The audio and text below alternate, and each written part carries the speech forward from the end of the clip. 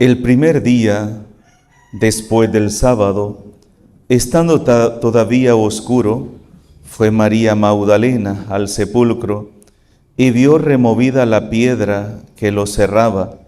Echó a correr, llegó a la casa donde estaban Simón Pedro y el otro discípulo a quien Jesús amaba, y les dijo: «Se han llevado del sepulcro al Señor y no sabemos dónde lo habrán puesto». Salieron Pedro y el otro discípulo camino del sepulcro. Los dos iban corriendo juntos, pero el otro discípulo corrió más aprisa que Pedro y llegó primero al sepulcro, e inclinándose miró los lienzos puestos en el suelo, pero no entró. En eso llegó también Simón Pedro, que lo venía siguiendo, y entró en el sepulcro. Contempló los lienzos puestos en el suelo y el sudario que había estado sobre la cabeza de Jesús, puesto no con los lienzos en el suelo, sino doblado en sitio aparte. Entonces entró también el otro discípulo, el que había llegado primero al sepulcro, y vio y creyó, porque hasta entonces no habían entendido las Escrituras, según las cuales Jesús debía resucitar de entre los muertos. Palabra del Señor. Felices Pascuas de Resurrección para todos. Esa es la felicitación que tenemos que dar a todos. Felices Pascuas, felices Pascuas. Pascua es el paso de Dios. Dios que ha pasado entre nosotros.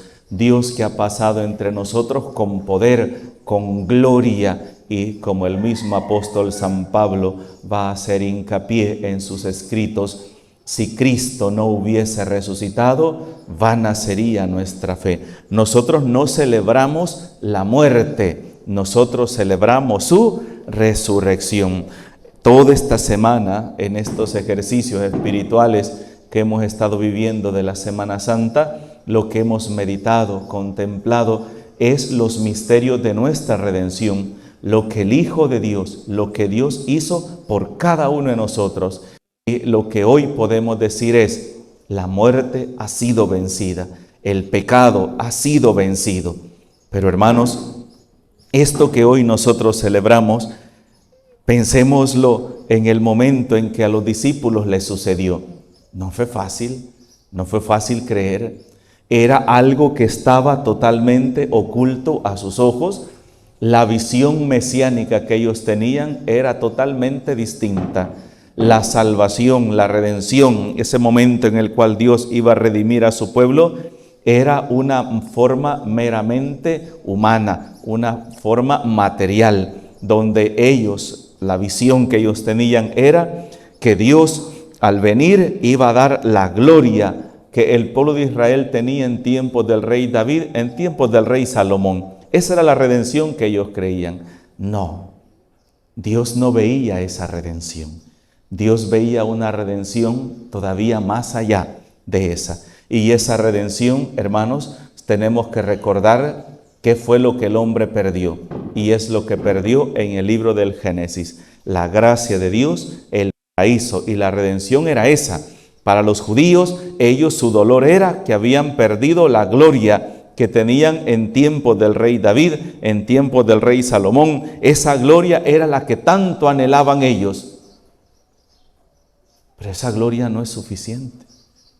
En cambio, la gloria que Dios le quería dar a su pueblo era la gloria, la gracia que el hombre perdió en el jardín del Edén. La gloria que perdió a causa del pecado.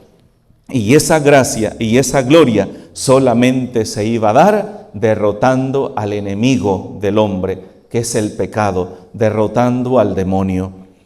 Esto que nos cuenta hoy el Evangelio, durante esta octava de Pascua, vamos a escuchar varios textos que de diferente manera nos cuentan lo que sucedió, diferentes versiones que todas encajan en lo mismo, que el sepulcro está vacío, que el Señor ha resucitado. Pero primero nos vamos a encontrar con la incredulidad de los apóstoles.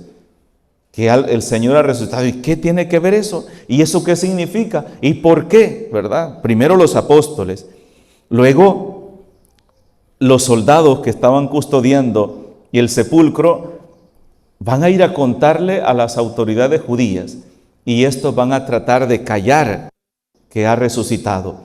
No lo digan, cállense, porque no va a ser fácil, pero también porque la resurrección del Señor va a marcar la vida de las demás personas. Pero hermanos, hoy en nuestros días, también la resurrección del Señor sigue tratando de callarse, sigue tratando de decir, no es cierto, es falso, es un invento. Y lo hacen de diferente manera, incluso burlándose de lo que nosotros celebramos, ¿verdad? Tratando de tergiversar las cosas con otras versiones, con otras teorías.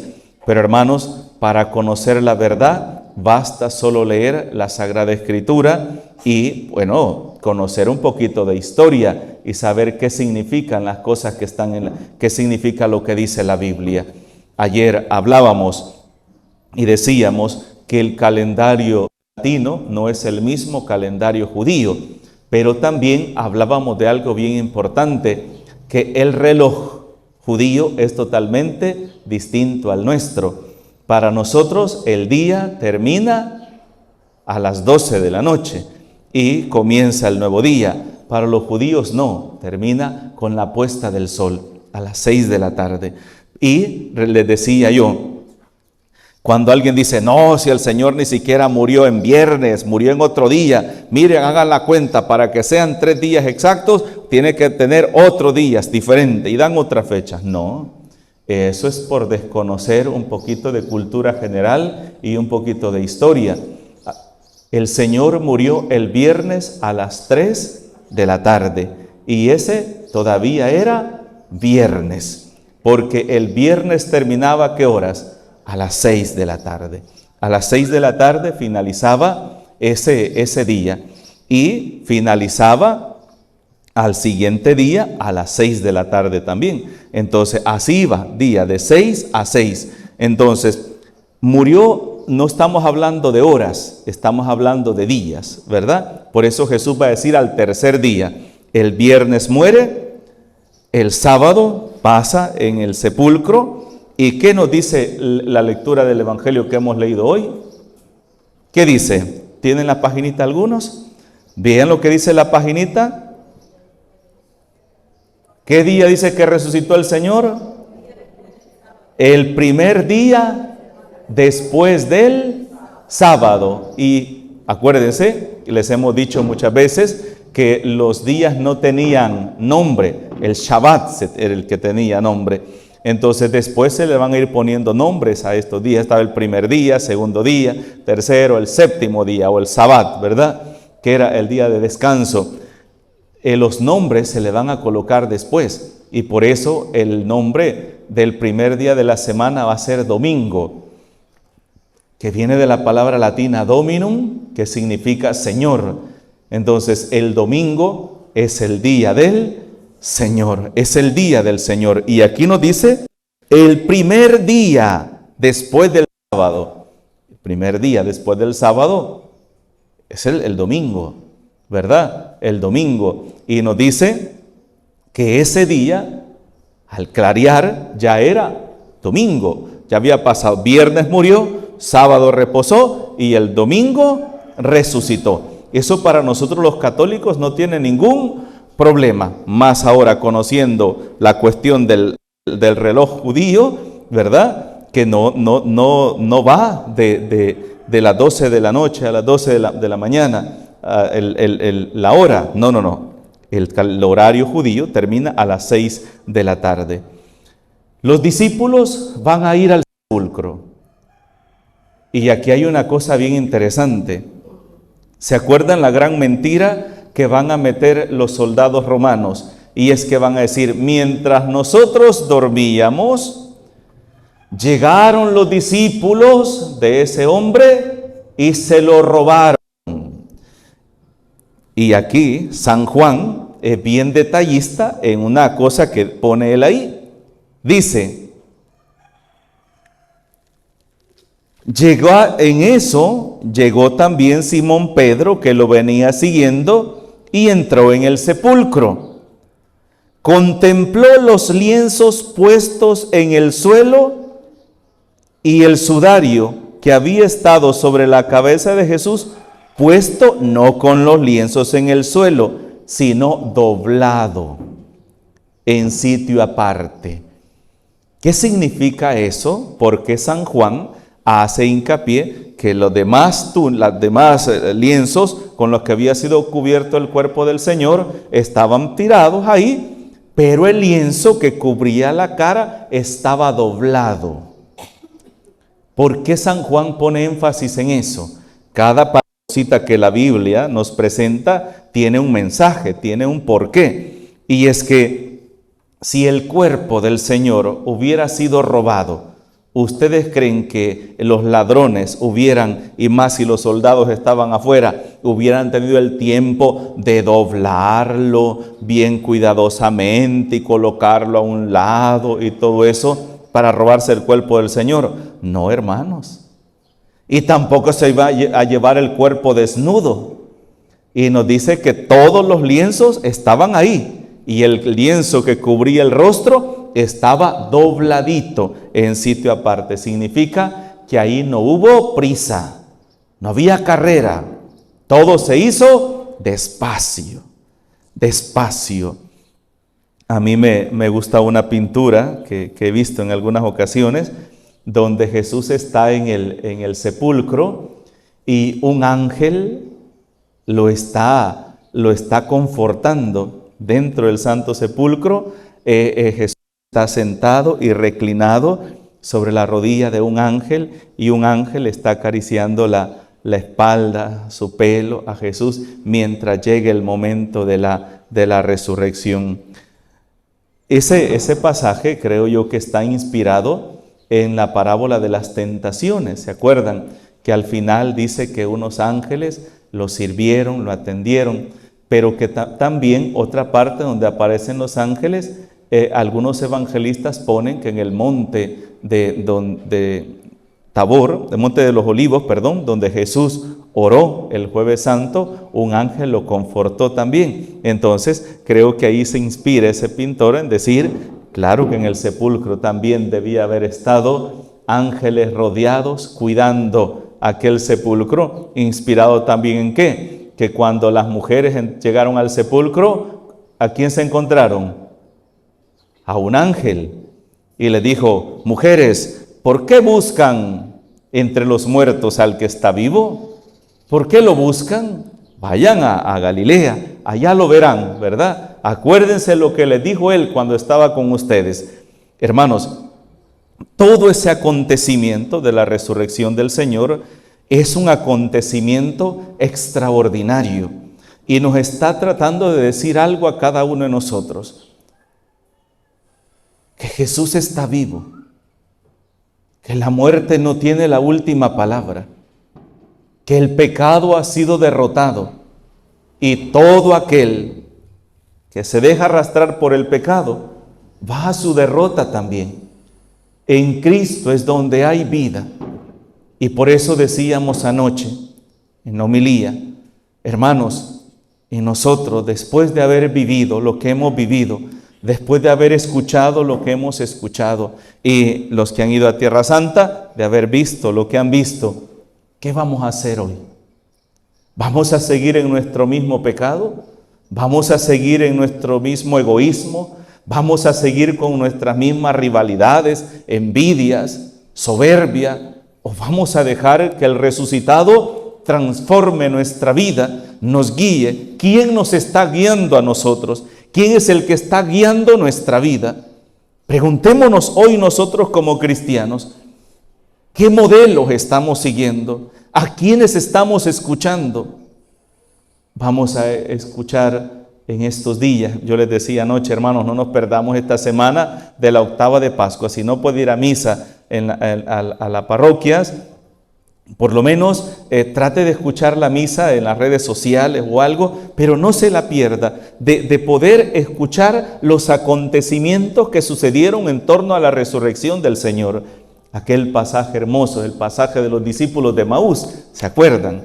¿Verdad? Qué hermoso ese pasaje, cómo nos dice que el mismo día, es que los evangelios nos van a contar varios acontecimientos que sucedieron el mismo día de la resurrección. Ese mismo día, ahorita nos cuenta San Juan lo que sucedió. Pedro, que fue con Santiago a ver, Pedro y Juan fueron a ver y vieron los lienzos, el sudario. Luego nos va a contar también otro el pasaje de las mujeres, María Magdalena, ¿verdad? Que va a ir al sepulcro también, a quien se le va a aparecer el Señor y lo va a confundir con el jardinero, el hortelano. Luego después nos va a contar otra historia de cuando los discípulos de Maús van de regreso, tristes, deprimidos, porque sus esperanzas han decaído, se derrumbaron a contemplar a Cristo crucificado. Luego lo vamos a contemplar cuando Jesús se aparece en el cenáculo. ¿Saben cuál es el cenáculo, verdad? Cuando oyen mencionar la palabra cenáculo, ¿qué significa? ¿El cenáculo dónde es? ¿Qué sucedió en el cenáculo? No me digan se le apareció el Señor, no. ¿Qué fue lo que sucedió en el cenáculo? La última cena. ¿Qué más? ¿Qué más sucedió en el cenáculo? El día de Pentecostés, también en el cenáculo. Entonces, ese lugar es un lugar muy importante y los discípulos están ahí, encerrados, a puerta cerrada, por miedo a los judíos, y ahí el primer día de la semana, Jesús se les va a aparecer ahí también. Allí va a ser la primera aparición. Si ustedes quieren saber dónde fue el primer lugar donde se les apareció Jesús a sus discípulos, va a ser en el cenáculo. Ese lugar es muy importante y ese lugar aún se conserva intacto, así como el Señor lo conoció en el segundo piso, una sala grande, ahí está ese lugar, tal y como el Señor la vio y donde celebró la última cena con sus discípulos. Entonces nos van a contar todos esos acontecimientos. Y saben, hermanos, en todo eso que sucede, no hay euforia.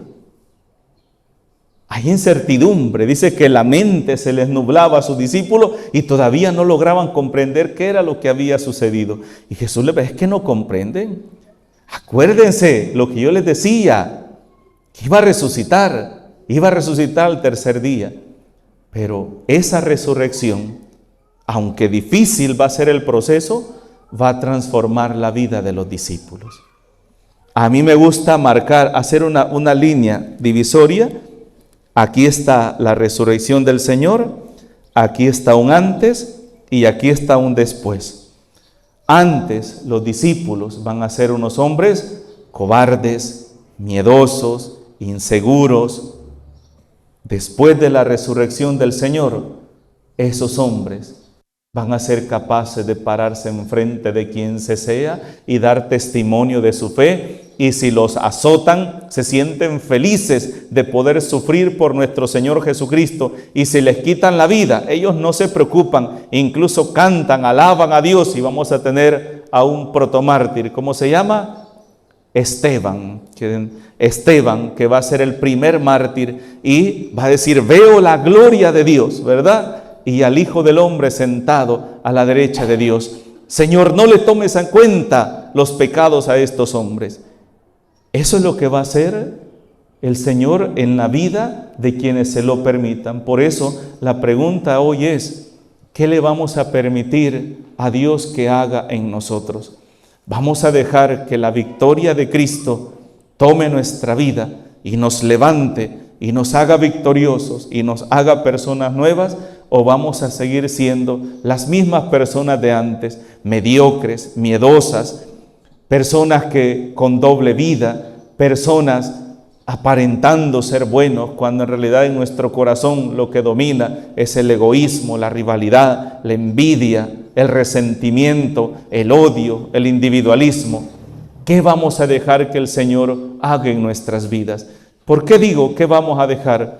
Porque el Señor no va a obrar la vida de nadie en contra de su propia voluntad. Por eso acuérdense, Dios toca, pero somos nosotros los que decidimos si abrimos nuestro corazón para que Él entre y pueda levantarnos de nuestro sepulcro del pecado y nos haga victoriosos en Él. En el nombre del Padre, del Hijo y del Espíritu Santo. Amén.